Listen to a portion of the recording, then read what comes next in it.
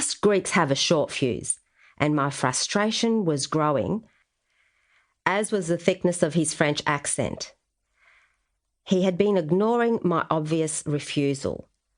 I had resorted to the fact that I could lose him once we got to the resort. He was determined, if nothing else. The Frenchman was mid-sentence when we arrived on the island.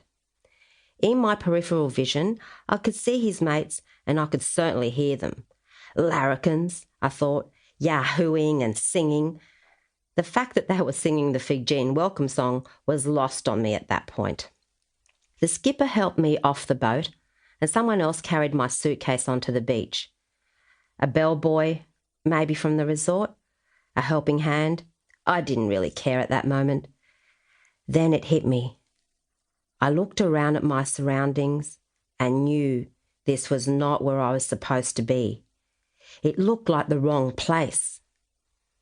As my anxiety was on full throttle, the last thing I wanted to do was see or meet the Frenchman's friends.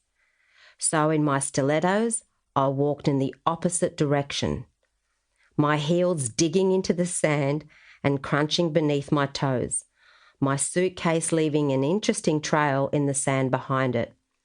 I made it toward what I assumed was the reception building, if that's what you could call it.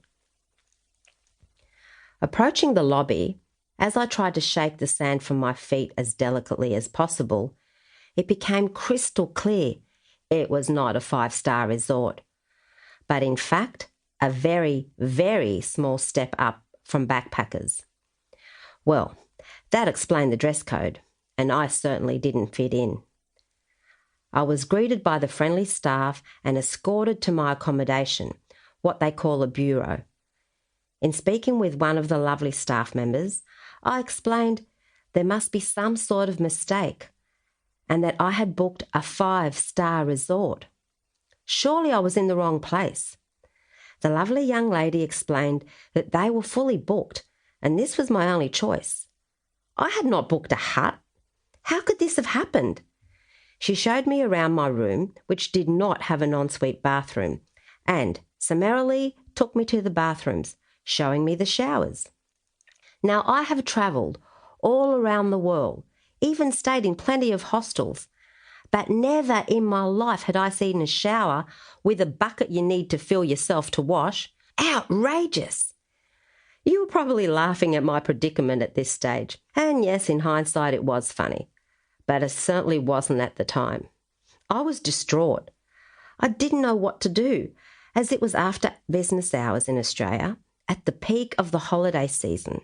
So I wouldn't be able to contact the travel agency until the next day. Reluctantly, I put my bags in the room, closed the door to the bureau. I sat on the bed and cried, wondering how the travel agency could get it so wrong.